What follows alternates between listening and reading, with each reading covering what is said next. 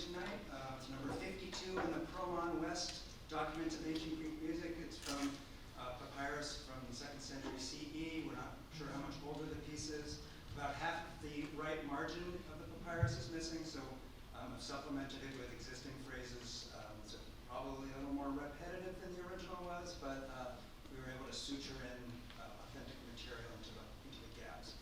But for the rest of the evening, we're going to play what we call new ancient music, which is original compositions based on ancient principles. And very briefly, we interpret the metrical schemes as well as we can. There's always a certain element of interpretation involved. We use replica instruments and a few extras. And we tune the instruments according to documented tunings and methods of tuning and pitch sets that are found in the surviving music fragments. We also don't hold back from introducing further modern elements to our own taste. For instance, the use of chords, which would be a controversial thing to do from an ancient music studies perspective. And our melodies follow the pitch accents of the text, which is also something that can be observed in the surviving documents, most of them. So we adhere to that quite strictly. It's very helpful in limiting the possibilities and guiding melodic composition. So the first thing we'll do is a version of Sappho 1. This one has no transmitted melody, but we will be rendering the accents melodically in a through composed manner, so that it doesn't repeat in the way a strophic composition might, but it's just continuous sort of cantillation.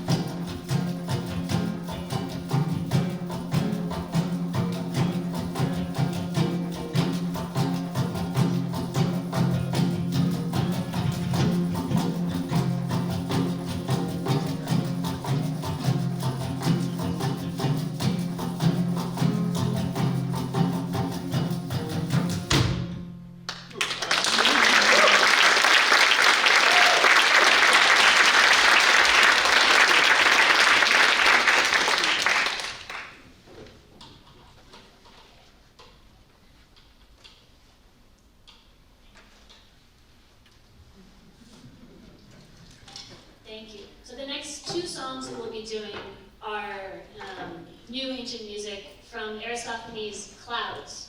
This was a production that was supposed to take place in Burlington, Vermont, a collaboration between UVM Classics Department and also members of the community, including the longtime high school theater director. But of course, this was supposed to take place in March of 2020, and the production never in fact came to pass. I know there are a number of people in the audience here who were participants in the production. We all enjoyed very much the experience, even though we never got to put on the play.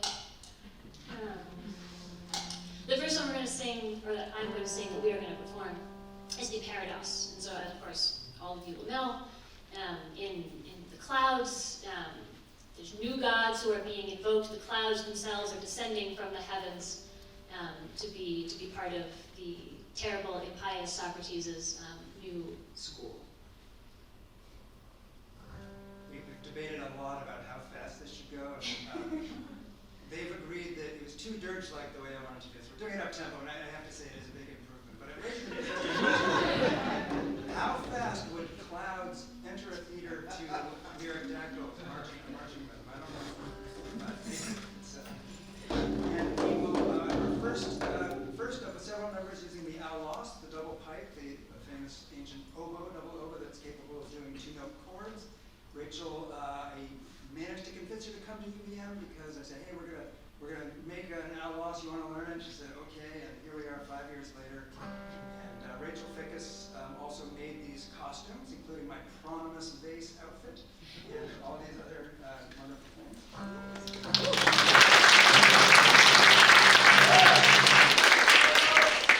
Julia Irons is a PhD candidate now in Chicago, and Jamie Levis is a biochemist at UVM, but he's also one of the greatest musicians in Vermont. He's famous locally for his participation in a yacht rock band. If you don't know what that is, you'll know that later. Peppy.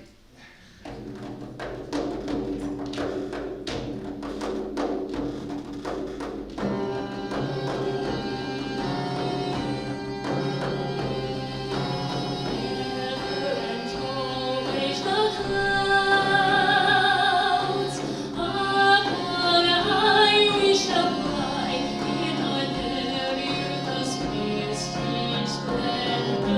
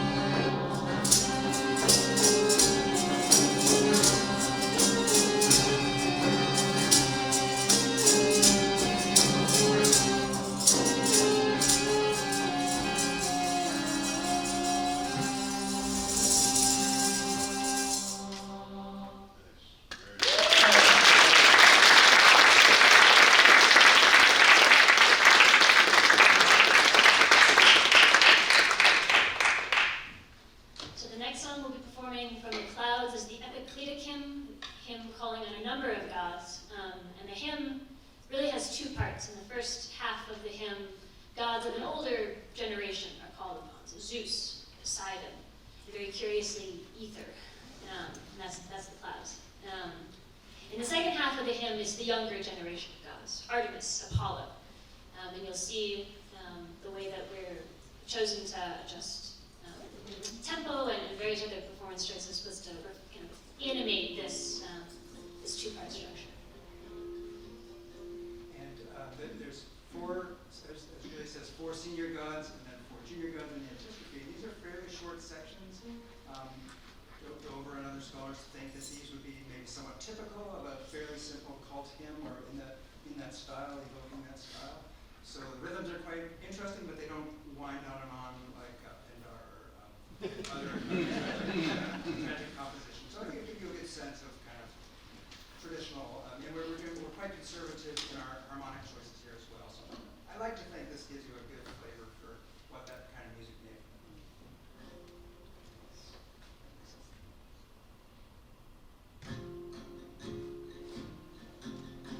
One second.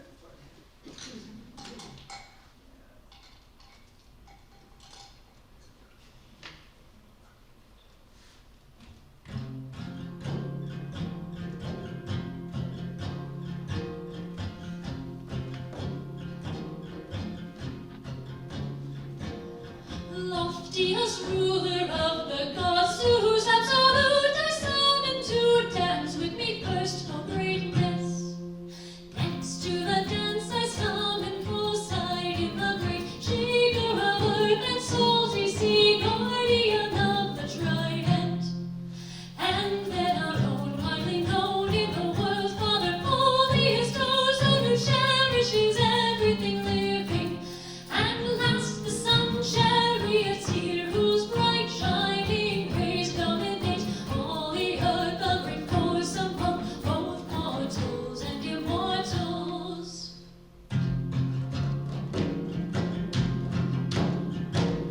Grant me your presence also, Lord, Phoebus of all, ruling the mountain is silent Delos.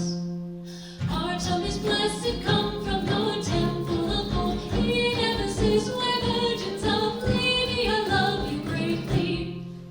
And then our own native goddess beside us, to shield us and guide us, the city's protectress of Needam. And who in winter with Apollo god rules Delphi, torches blazing with craze within revelers, mad wine god Dionysos. And who in winter with Apollo god rules Delphi, torches blazing with craze within revelers, mad wine god Dionysos. Mad wine god Dionysos. Mad wine god Dionysos.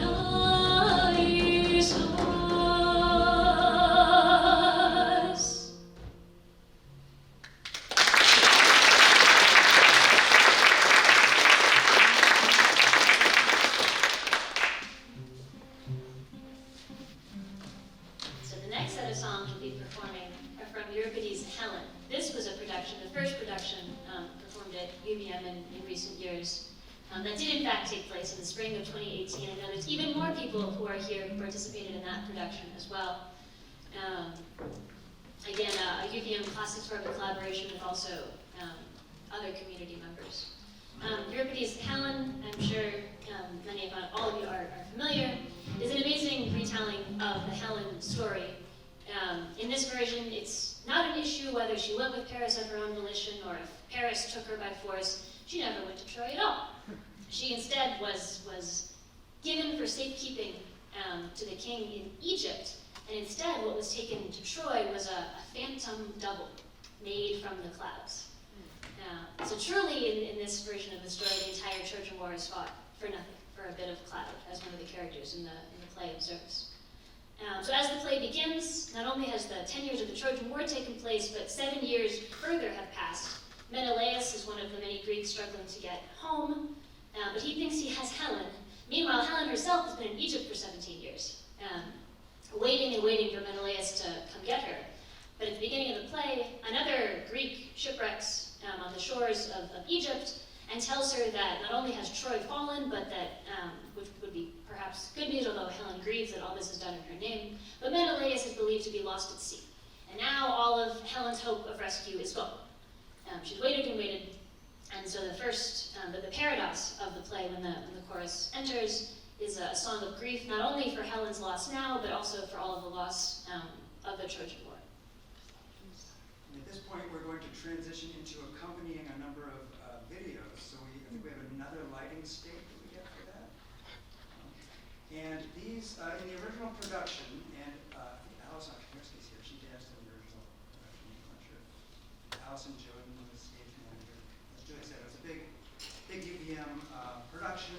Josh Bailey was involved. It was in honor of Phil Ambrose, that we all know well. But in the original production, the chorus had projections behind it, and the idea was to provide a sort of visual commentary for the audience, because the choral lyrics are very dense and elusive, and they go by very quickly. And of course, the Athenian audience brought a certain conceptual framework with them that is lacking in a modern audience. So we thought that even if the audience was not able to follow the imagery and the plot lines, such as it is in some of the choral songs, they'd at least see that there was a coherent world of ideas and mythological allusions here. What has to happen now is we have to not play it too fast or too slow so that we stay in time with the videos, because each phrase of the music, and as you know, choral lyric is composed of 5th century drama. Choral lyric can be quite elaborate, and the composition is phrase by phrase, colon by colon, adding up into periods. So our imagery tracks those unequal length members, musical members, and so we want those images to line up with what the words are. So how do we start this one? It's just right on the click.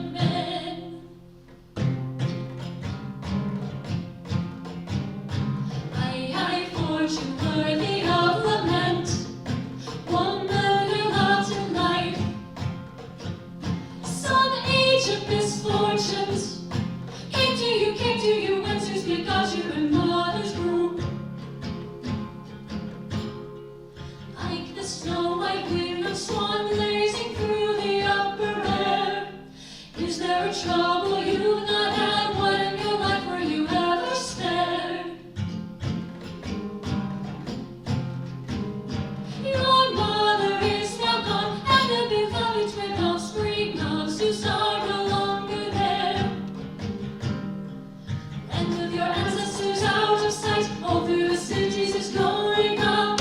Reputation that betrays you to a barbarian's death. Oh, Buckia and Menelaus insulted Sergius has now forsaken his life, and never again will he last his father's halls and famous house of blood.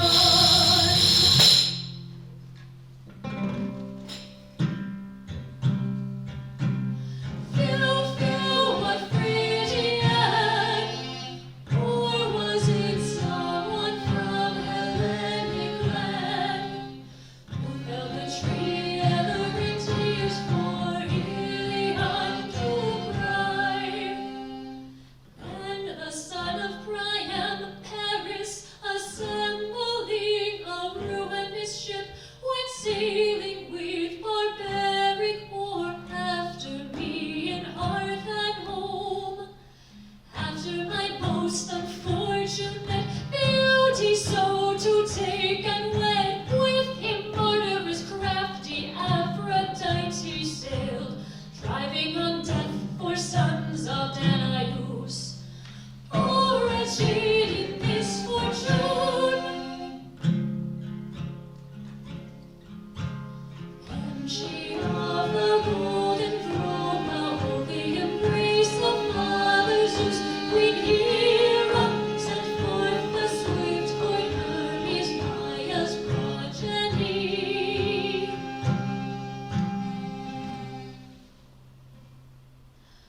Hermes, as I was gathering in my mantle fresh petals of roses to take them to Athena's great house of bronze, abducted me across the sky into this forsaken land, depositing me a wretched quarrel, a quarrel of Greece for Priam's sons.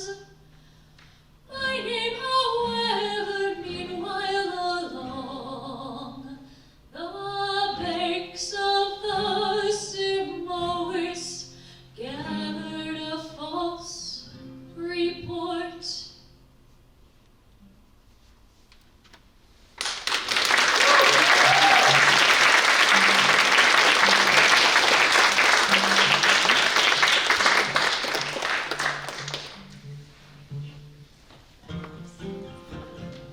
So the next song will be the first Stasimon. We'll proceed through the play. Oh, we'll proceed through the play, which means the next song is the Epiparodos. So Helen is convinced by the chorus that rather than despairing and taking her life, she should instead go talk to Phaonoe. Phaonoe is the sister of the Egyptian king, and she knows all things, which works out very well for the plot of this play. And Phaonoe tells Helen in a conversation that happens off stage that Menelaus is not dead, and he is indeed still on the sea, and furthermore that he will arrive soon here in Egypt. So Helen and the chorus return overjoyed at this news.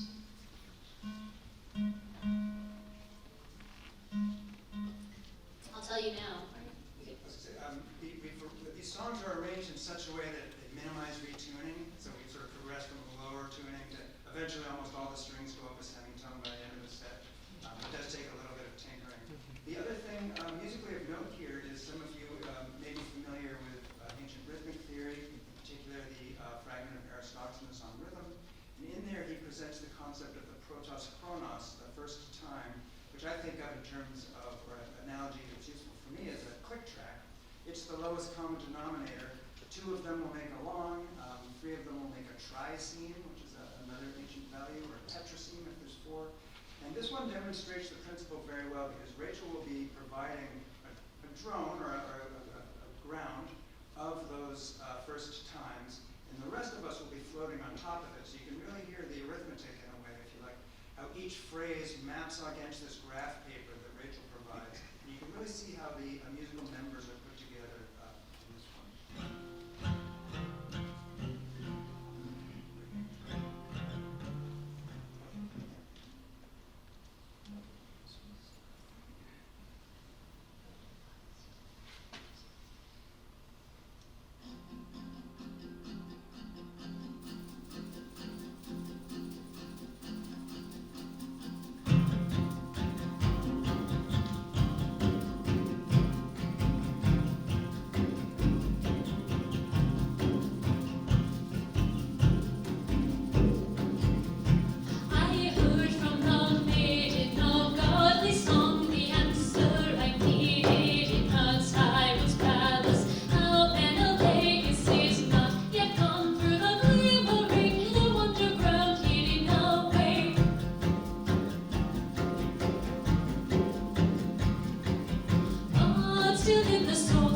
sea worn away, he's not yet come to the havens of his fatherland.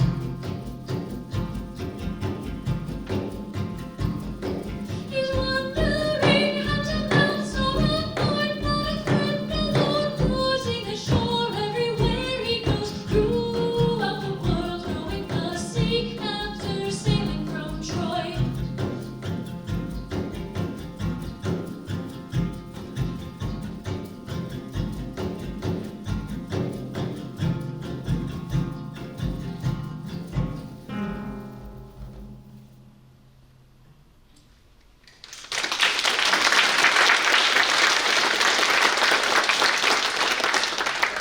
Before returning and going into the first Stasimon, I'd first like to point out that our beautiful artwork behind us is by Glynnis Fawkes, who's an archaeological artist for Rothwell. The first production, and really was a major part of the effect. As I retune, of course, Julia will tell a bit about the story, but first I'd like to have Jamie tell you a little bit about his drums, about his technique, and also the interesting learning challenge he had when we asked him to play a song that he knew very well in our metrical English translation, because these English lyrics match the ancient meter. But we wanted to do this one in Greek. Julia and I did a summer school in Italy where they wanted the songs in Greek. So we learned it in Greek, and we thought we'd show you that it does work in Greek. But Jamie had some interesting challenges switching over to Greek. Well, yeah, that was. So I'll say a little bit about these drums. These are all frame drums of one sort or another. These two have no jingles, which are called zills, you know, in some of the Middle Eastern drumming. This third one is it's called a rick. This is an Arabic frame drum with these zills on them, and I don't really know much of the history of the drums per se. I know John has said that, right, some of the ancient whatever the murals actually show people in this sort of configuration. Pretty close to Sebastian, I would think. Yeah, so this is why we chose these. Plus, I really do enjoy playing them. They're a lot of fun. So yeah, this was kind of interesting because I know John had mentioned that I play keys, and I do, and I kind of stopped doing that when I took up percussion because I thought it was going to be a lot easier.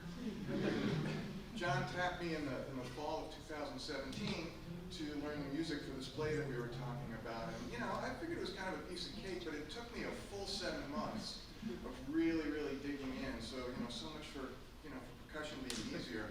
But I did learn, you know, all of this material sort of based on the flow of the vocals. And I learned it, you know, really, really well in English.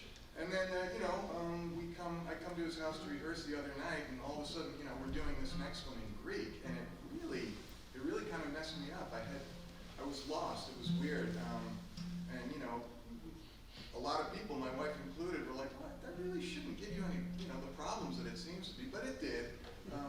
So what I found was, if I had the English lyrics in front of me, and I would sort of sing them in my head as I was going along, it was okay. You know, there were still some rough patches, but yeah, just kind of goes to show you.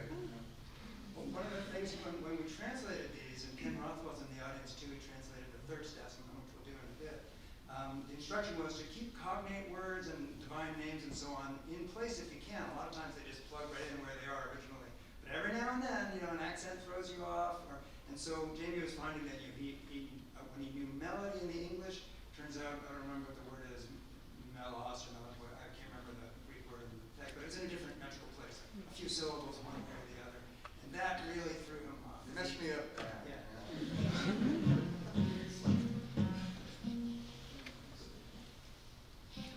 Yes, so to return now to the actual place where the first Stasimon comes into the story, one of the many curious features of Euripides' Helen is how long the gap is between the Parodos and the Epiparodos and the first Stasimon. So a tremendous amount of the action of the play has actually already happened by this point. By the time the chorus sings their first proper choral song. Menelaus, of course, does arrive in Egypt. There's a very funny comedy of recognition between Menelaus and Helen. Menelaus thinks he already has Helen on his ship, but that's just a phantom double. Helen, meanwhile, is overjoyed to see him after she gets over her disgust at seeing this like bedraggled stranger clad in rags because he's been shipwrecked. But they eventually reunite and they have to make a plan. How are they going to escape from Egypt and get home? So Menelaus says, oh, we could do this, we could do that, we could fight him. And Helen says, nah, it's not going to work. And Helen says, oh, we could fight him this other way. And Helen says, no, it's really not going to work. And so eventually, of course, it's Helen who comes up with the plan. And then Menelaus says, oh, yes, and then we can fight him. And she says, yes, honey, then you can fight him. And this is one of the many moments of wonderful comedy in this play. By the time we get to this point in the play, though, they've come up with their plan. They're going to steal a ship and escape. But meanwhile, the chorus is going to sing again a sad lament about the evils of the Trojan War, and that's the first cast.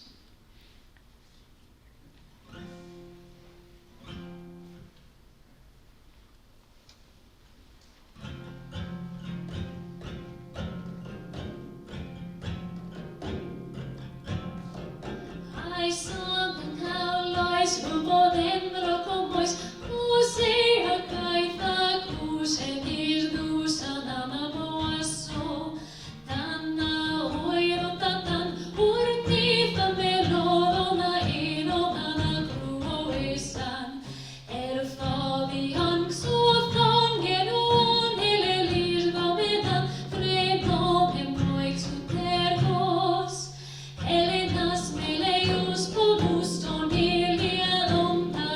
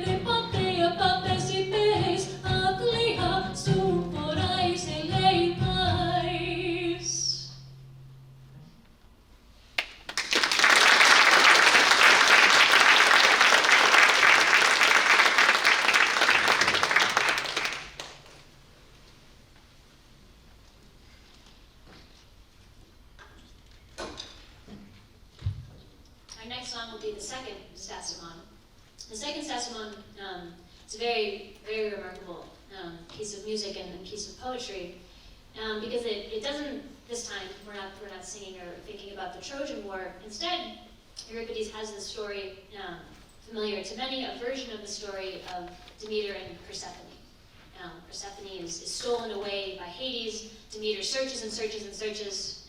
Artemis and Athena are with her searching, but she can't find her, and she grieves and she rages, and she sends devastation down on humankind, and she cannot hardly be soothed. But eventually, again, in this telling of the story, Zeus sends music to her and soothes her angry spirit. And so the second part of the story, and the second part of the song, is Demeter's kind of recovery back to a calm, or a reconciled, anyway, state of mind through the aulos and the tympanon and the kind of discovery and use of these instruments.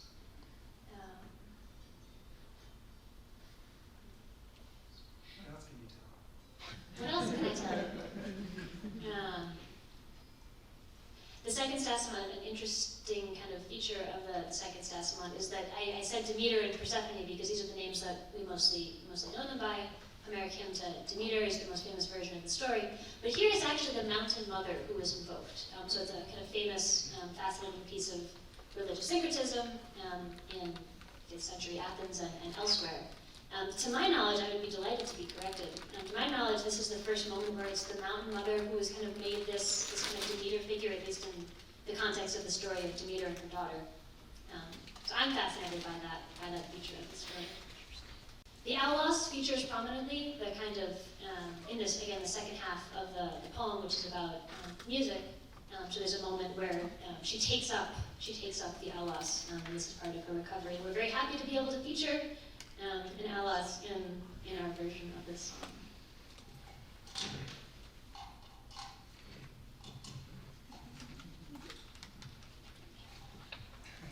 Three hands.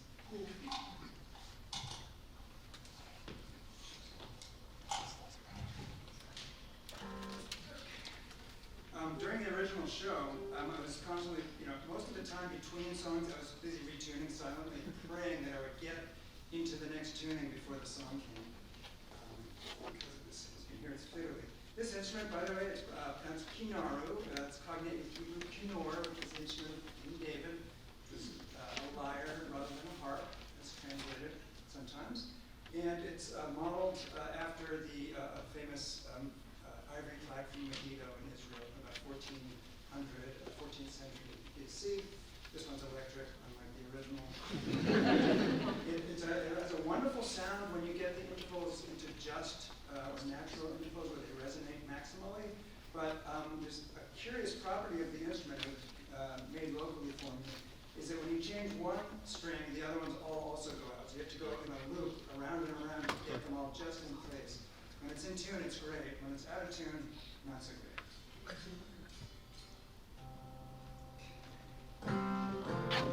Last musical thing I'll say about this is that a lot of scholars believe that this and the third Stasimon are in a somewhat dithyrambic or new dithyrambic style, which has been characterized by some, for instance, Sappho, as a sort of a series of images, like a cinematic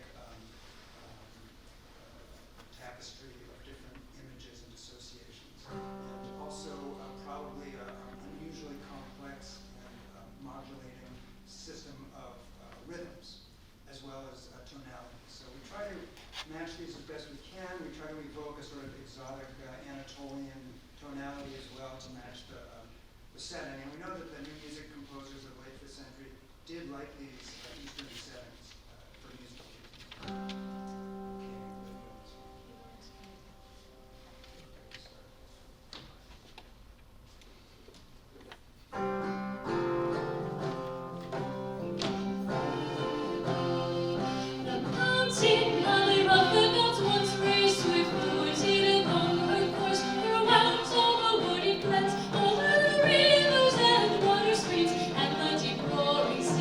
This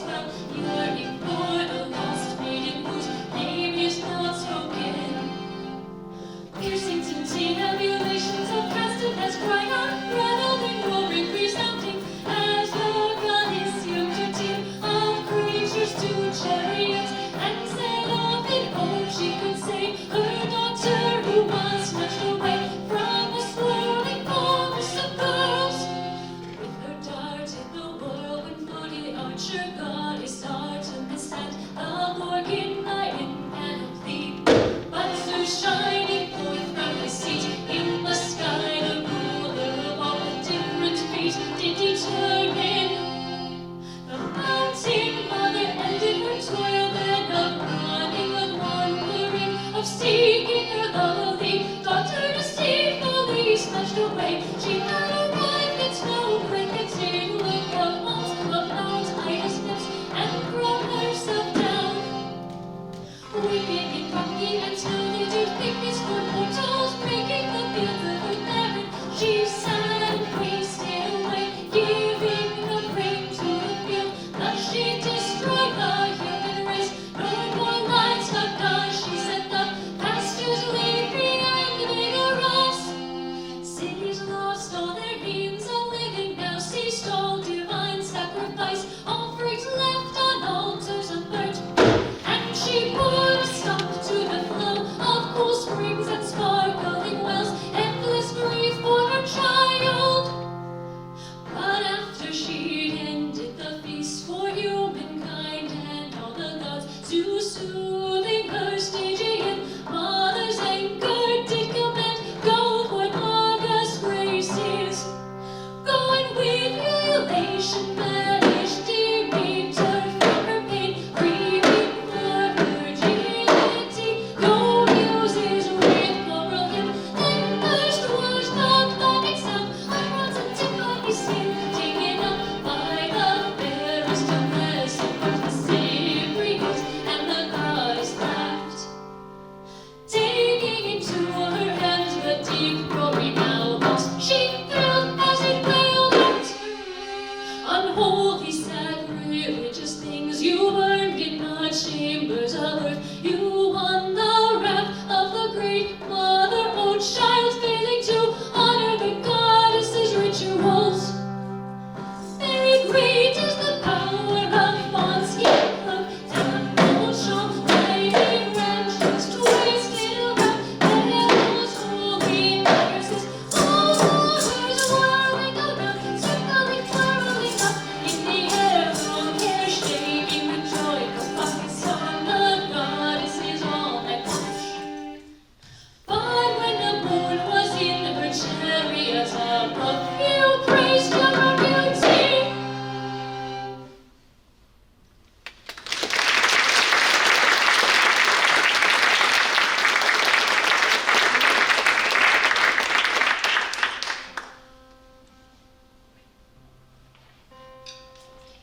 Our last song is the third Stasimon of Euripides' Helen. This song takes place after Helen and Menelaus have made their triumphant escape. They convince the Egyptian king that they're going to bury Menelaus at sea, and he gives them a ship full of treasure. And they sail it home. All of this is reported back to the Egyptian king in a messenger speech. And he laments because he, of course, wanted to marry Helen. Everyone wants to marry Helen, and his marriage has now run off. And so in this third Stasimon, the final song, the chorus sings about what's going to happen when Helen and Menelaus finally do get home to Sparta. The Spartan festivals they're going to participate in, Helen's reunion with her daughter, Hermione, who was just a baby when she left. So it's a very joyful song that ends out the play.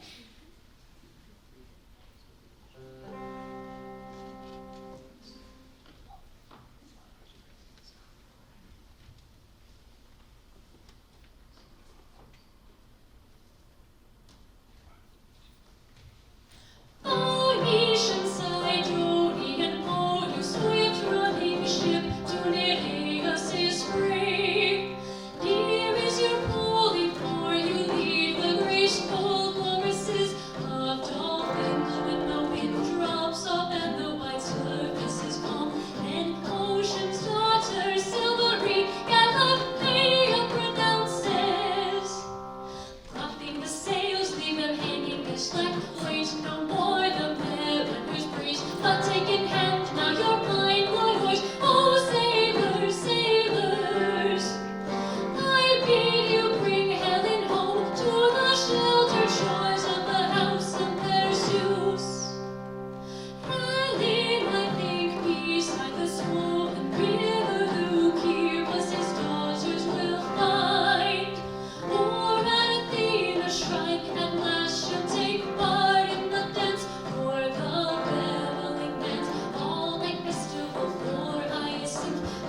Phoebus Apollo with the endless wheel of the discus. Killed in a contest, the Laconian land, Zeus' son, then told of Euripides, cattle sacrifice. Oh, Helena, Helena, your lovely daughter you'll find, whose pine wedding torches have yet to blaze out.